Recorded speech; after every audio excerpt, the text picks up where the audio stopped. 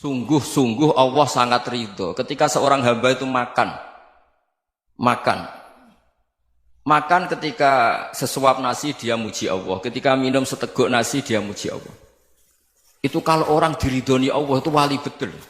Itu untuk jadi wali itu gampang. Kamu makan ridho, kamu nginjak buminya Allah ridho seneng, kamu hidup keseharian aman seneng.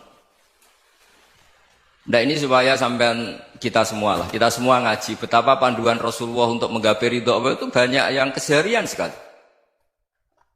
Saking kesehariannya banyak dalam hadis dan itu sahih.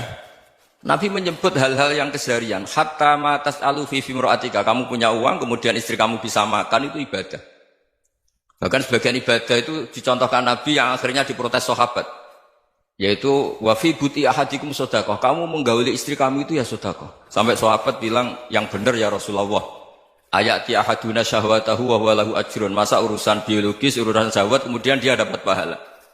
Nabi menjawab, alaysa law wada'aha fi haramin akana alaihi wisrun. Bagaimana kalau dia meletakkan ke yang tidak benar itu kan dosa. Nah, hal-hal seperti ini yang saya ingin teman-teman semua. Saya juga agak ingin ngaji demi Anda juga agak ingin. Itu dosa sekali ngaji kok pesanan kelompok tertentu itu enggak boleh. Islam itu untuk semua. Jadi ya cuma karena di depan saya jenengan ya seakan-akan jenengan korbannya. Itu ada ilmunya dalam usul fikih itu. Jadi orang itu harus ngaji usul fikih. Nama yang disebut, mungkin Mas Sufyan masih ingat zaman ngaji usul fikih. Nama yang disebut itu tidak jaminan sebagai prioritas perintah. Jadi misalnya gini, kebetulan yang di depan Nabi itu Abu Dzar. Nabi ya bilang, ya Abu Dzarin ini uhibbuka misalnya, atau ya Mu'ad ini uhibbuka, atau ya Abu Hurairah ini uhibbuka misalnya. Banyaklah riwayat yang Nabi nyebut ya Abu Dzarin, ya Mu'ad, ya Abu Hurairah. Kemudian misalnya Nabi meneruskan khitab, ini uhibbuka, saya mencintai kamu, fakul dubur sholatin, atau sebagian riwayat disebut fala tada'anna dubura kulli sholatin, Allahumma inni ala dzikrika wa syukrika wa husni ibadatik. Saya mencintai kamu, siapa saja, Mu'ad bisa, Abu Dzar bisa siapa. Saya mencintai kamu, mohon kalau habis sholat kamu jangan lupa wiridan Allahumma inni ala dzikrika wa syukrika wa husni ibadatik. Ya Allah, tolong kami permudah supaya mudah ingat Engkau. Anda tidak bisa mentang-mentang. Wong nama saya Parmin, nama saya Purnomo, itu yang diperintahkan Mu'ad misalnya. Jadi yang disebut satu, tapi khitab itu untuk siapa saja. Saya teruskan. Jadi saya mohon semua kita melakukan kebaikan itu kalau dalam kaidah fikih disebut al yakin la yuzalu bisyak. Banyak kebaikan yang kebenarannya itu 100%. Tidak punya efek samping ke pihak lain, ke kelompok lain, ke komunitas lain. Itu tadi misalnya Anda makan, dan itu murah sekali, hanya butuh satu piring. Setiap punyaan kamu muji Allah, setiap minum kamu muji Allah. Itu redaksinya Rasulullah SAW disebut, Allah sangat ridho ketika seorang hamba makan, kemudian dia memuji Allah. Atau minum, kemudian dia muji Allah. Logikanya gampang, negara seperti ini yang kamu harapkan bentuknya kayak apa, mertua, ipar, komunitas, tetangga, itu nyata terjadi itu kan belum pasti. Sementara yang mesti terjadi adalah kamu butuh makan, kalau tidak mati. Butuh minum, kalau tidak mati. Butuh bumi yang nyaman ditempati, kalau tidak kita juga mati. Sebab itu Allah kalau menyebut nikmatnya itu hal-hal yang keseharian. Alladzi at'amahum min ju'. Allah itu siapa? Allah itu yang menciptakan kamu bisa makan. Tidak berlebihan, Allah itu yang menciptakan kondisi sosial itu ideal. Zaman Nabi itu ya ada orang munafik. Orang-orang pilihan Allah itu juga diuji orang sekelilingnya yang macam-macam. Semua diuji sesuai konteks zaman dan waktu. Nah, tapi ada ibadah-ibadah yang selalu disarankan Nabi. Sampai Nabi itu pernah ditanya, ayul islami khairun ya Rasulullah, Islam terbaik itu gimana? Jawaban Nabi itu unik. It'amut to'am. Islam terbaik itu ya makan-makan, santai-santai. Ketika Allah menyebut beberapa kebaikan, falak tahamal aqobah, wa ma adrokan Allah, mal aqobah. Terusannya apa? Fakku rokobah. Terusannya apa? Au it'amun fiyaumin di masubah. Ya itu acara makan-makan itu juga Islam. Kenapa? Ya bayangkan kalau tidak ada makanan, kita mati kan? Kondisi sosial tidak ideal itu Anda masih gak apa-apa. Tapi kalau Anda tidak makan, Anda tidak minum, Kamu punya istri cerewet masih bisa hidup, punya mertua cerewet masih bisa hidup. Tapi kalau tidak makan bisa mati. Berarti penting mana istri sama makan? Penting mana? Makan. Semoga istri Anda dengar, nanti kamu disuruh makan tapi pulang deh. Itu kalau dibahasakan makan masih memahami. Penting mana nasi satu piring dengan istri. Nggak ada nasi mati, nggak ada istri belum mati. Penting mana? Gak berani jawab kan? Nah, ternyata Anda ada garang kan di depan istri. Jadi saya mohonlah, mungkin Mas Sufyan Sauri tadi yang bisa bantulah. Teman-teman tuh ngaji yang keseharian saja. Karena kita nyari ridha Allah itu berdasar firman Allah. Dan firman Allah itu menyebut keseharian tuh riang, gampang. Yaitu tadi misalnya wa min ayatihi manamukum bil laili wan nahar. Termasuk ayat-ayat Allah itu kamu tidur. Maka dulu itu ada guyonan, ada tokoh Mu'tazilah, kelompok dalam Islam yang berpikir manusia itu bisa menentukan ikhtiarnya sendiri. Karena saya bisa duduk, ingin berdiri, berdiri. Karena kelompok ini nggak terima kalau semua kehendak Allah, nanti bagaimana kalau semua kehendak Allah kok ada hisab ya, ada sanksi. Lucunya itu, dia akhirnya, ini cerita ya, mencintai seorang perempuan, cantik sekali. Dan itu dia menjadi ahli sunnah itu oleh hal-hal yang sepele. Karena istrinya cantik, ya namanya suami istri itu hubungan intim. Terus ditanya, Mas, masih ingin lagi? Masih. Silahkan diulang lagi. Wah ya tidak bisa. Katanya manusia bisa menentukan yang diinginkan. Itu tobat itu. Itu nggak bisa ditobatkan Mas Sufyan Ats-Tsauri. Orang cantik yang mudah nobatkan orang itu orang cantik. Segampang itu. Akhirnya kita tahu, makanya kalau dalam kitab Hikam itu disebut al-aqil mayyakul madza yaf'alu wa hubi wal ghafil mayyakul madza af'al. Orang yang punya akal karena sadar ini wilayah Allah, semua milik Tuhan. Itu dia tiap hari berpikir, besok Allah akan melakukan apa terhadap dunia ini. Kamu merencanakan suatu mau plesir, ternyata gempa. Mau wisata ke Rusia, ternyata perang. Kamu tidak pernah tahu apa yang akan terjadi besok. Wa ma tadri nafsum madza taksibu ghadan. Tapi anda semua kita ini sering punya jadwal permanen. Makanya saya kalau diundang siapa saja, sana takdir. Yang jelas Gus ini acara penting. Ya masih acara penting nak pangeran ngersakno piye? Kok ape dadi pangeran? Kamu kok mau jadi Tuhan? Itu kadang ya kiai. Penting Gus acara ini jenengan harus memastikan bisa. Loh kamu itu yang ngajarin tauhid, sesuatu itu biadillah kok bilang-bilang apa pasti. Kalau saya terus tak tobatkan kamu kata saya. Ya kalau gitu Gus bilang insya Allah.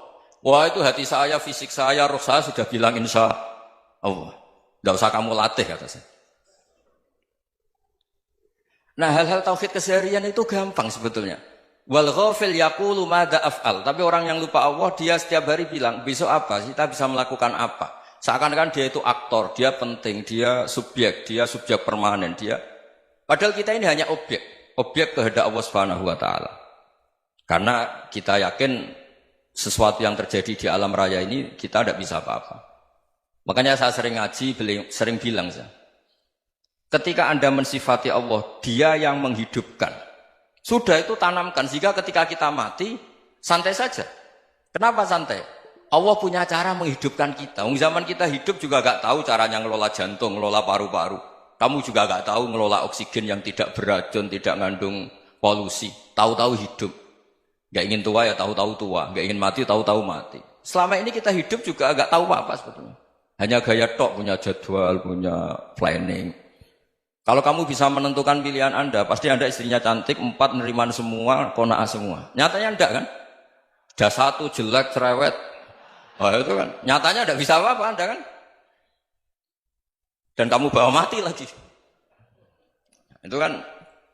Istri Anda juga gitu, punya keinginan, punya suami yang ganteng, yang jabat, yang riman, yang enggak poligami. Ya tidak kesampaian juga. Kalau kita ngitung tingkat kegagalan kita itu gagal terus. Ya kan? Nah, terus ingat Allah. Madza yaf'alu wa bi. Orang yang punya akal selalu berpikir Allah itu menghendaki apa terhadap saya. Lalu sama-sama orang melihat orang yang serius, itu kata Anda itu pemikir berat, serius, senang punya tokoh yang merengut karena kamu anggap serius. Tapi sebagian orang anggap orang yang serius itu wong merengut, wong masam, wong muka kok ditekuk. Jadi sama Itu hati ya muqallibal qulub tsabbit qalbi ala dini. Karena kita enggak tahu cara berpikir kita tentang orang lain, tentang sekeliling kita. Misalnya kita orang baik yang jenis ngurmat fakir miskin. Ada orang bangun masjid mewah itu janggal. Apa artinya masjid mewah kalau banyak orang kelaparan? Tapi kalau yang jenis pendidikan apa artinya masjid mewah kalau tidak bisa ngaji? Nanti yang jenis infrastruktur apa artinya ini kalau semuanya punya sudut pandang yang berbeda-beda. Dan Islam mengapresiasi semua kebaikan. Tapi katakan semua kebaikan itu adalah kehendak Allah Subhanahu wa taala. Karena apapun baik Anda itu pakai fasilitas yang diberikan oleh Allah Subhanahu wa taala. Sehingga ini yang disebut qulillah tsumadarhum fi khawdihim yal'abun. Ya kembali tadi ke tema-tema bahwa keseharian Anda ini sudah Islami. Saat Anda tidak bisa melakukan apa saja. Saya sering ada jenazah, biasanya kalau tetangga meninggal saya sering disuruh ngelepas. Saya bilang orang ini baik karena sering ngelamun di rumah, sering nganggur di rumah. Ditanya sama anaknya, kenapa Gus nganggur baik? Ya kalau dia nganggur artinya juga gak berbuat sesuatu yang maksiat kan? Ya kan? Orang nganggur di rumahnya ya tidak bunuh orang, tidak maling, tidak korupsi, ya namanya nganggur di rumah. Lah cuma istri cara pandang nganggur gak menghasilkan uang gitu. Tapi juga gak menghasilkan kriminal kan? Jadi sebenarnya Islam itu cara, makanya kalau sampai ngaji usul fikih itu ada kitab usul fikih, namanya Lubul Usul, itu terkenal sekali di pesantren itu. Itu kalau ngapresiasi keseharian itu luar biasa. Izma min mubahin illa wa yatahaqqaqu bihi tarku haramimma. Karena keseharian yang mubah saat Anda lakukan itu ada kehebatan yang luar biasa, yaitu meninggalkan haram. Makanya dulu banyak orang-orang alim ketemu temannya itu guyon sampai semalaman. Itu biasanya yang semangat Islam itu kiai kok tidak tahajud, kiai kok tidak witir. Orang yang sedang mapan uangnya banyak, malam itu tidak kelayaban itu sudah luar biasa. Melawan nafsu supaya tidak maksiat itu sudah luar biasa. Supaya lupa guyon sama temannya semalaman sampai subuh. Gejlok-gejlokan ngenang zaman miskin, zaman kuliah nggak jelas, zaman apa. Melihatnya jangan takut tahajud. Seperti ini meninggalkan tahajud, tapi meninggalkannya ini talqul muharramat. Jadi kayak apa hebatnya? Sehingga Imam Ghazali punya riwayat yang agak unik. Hatta takuna ibadatu akhiri hadil ummah iku an-naum. Sehingga suatu saat ibadah terbaik umat ini itu tidur. Itu kan riwayat kontroversi. Ketika Imam Ghazali tanya, kenapa iya? Kenapa kamu mulai keluar dari rumah itu sudah banyak maksiat? Melihat perempuan yang enggak mahram, melihat fenomena. Tapi kalau kamu tidur itu enggak melihat apa-apa. Tapi juga kamu jangan menganggap tidur itu ibadah betul. Saatnya melakukan fardhu ain malah masih tidur. Tapi itu sudut pandang yang menjadikan kita Islam itu gampang. Jadi saat Anda tidak bisa aktivitas apa-apa, misalnya ada beberapa orang yang lumpuh. Lumpuh itu memang nggak bisa Jumatan, nggak bisa ibadah, tapi dia juga nggak bisa maksiat. Tidur itu memang Anda saat itu tidak bisa tahajud, tidak bisa witir, tapi saat itu ada zina, ada maling, tidak gosipkan orang, tidak bully orang, tidak menanamkan kebencian, tidak hasud. Sehingga tidur menurut Allah Ta'ala wa min ayatihi manamukum billaili apa? Wan-nahar. Karena di tidur itu selain ada unsur istirahat, jaga kestamina, juga ada unsur meninggalkan beberapa keburukan. Nah saya mohon ibadah yang keseharian ini kita jaga. Supaya kita semua baca ayat itu fasih. Fasih itu tertanam di hati. Allah itu siapa? Alladzi at'amahum min ju'i wa amanahum min khauf. Dan Allah kalau cerita di Quran itu anna sababnal ma'a sabba tsumma syaqqaqnal ardha wa syaqqa fa ambatna fiha habba wa inaba wa qadba wa zaituna wa nakhla wa hada'iqa hulba. Kamu tahu saya ini siapa kata Allah? Saya ini adalah Tuhan yang menurunkan air, kemudian ada tanaman banyak. Habba wa inaba wa qadba, ada zaitun, ada tin, kalau orang Jawa mungkin ada tela, ada padi, ada mangga, ada pisang. Sudah. Wa inaba wa zaituna wa nakhla wa hada'iqa hulba. Ada perkebunan yang lebat. Tujuannya apa? Mata Allahkum, silahkan kamu pakai, kamu nikmati. Tapi karena kadang kita ini punya ide-ide besar. Tadi untuk syukur saja nunggu punya istri riman, rumah baik, tetangga baik, komunitas baik, semuanya baik baru syukur. Lama-lama nanti ada di surga, syukurnya nunggu surga paling kelas A. Itu sudah ada yang menghuni Rasulullah, kamu nggak boleh di situ. Masa untuk syukur saja? Repotnya Masya Allah. Jadi mohonlah Quran yang kalau Anda hafalkan juz sama itu kan ada ayat-ayat yang kayak tadi. Ya, fal yang dzuril insanu ila ta'ami. Coba lihat. Apa yang kamu makan ya? Dari mana? Dan untuk mempertahankan hidup kamu keseharian. Jadi jangan kira ibadah itu harus membentuk komunitas yang versi Anda.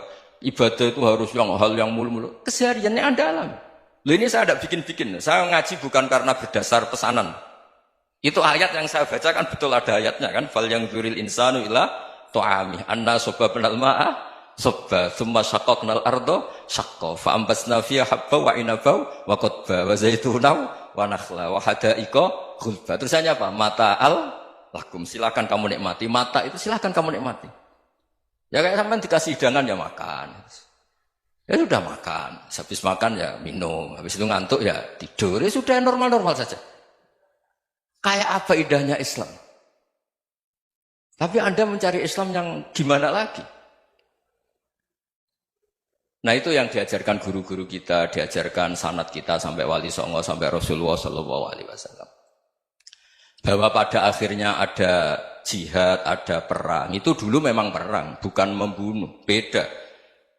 Dulu kita dijajah Belanda ya perang. Dan itu normal karena kita dijajah. Jadi ketika orang lain ingin baik sama kita, wa in ahadum minal musyrikin astajaruka ya fajirhu hatta yasma'a kalam Allah. Kalau mereka ingin baik ya kita baik. Makanya ada istilah mustakman, mu'ahad. Kalau mereka ingin damai, berdampingan dengan kemajmukan ya itu yang lebih baik. Karena memang Islam menghormati proses perdamaian. Wa in janahu lis-salmi ya fajnah lah. Kalau ingin damai ya kita harus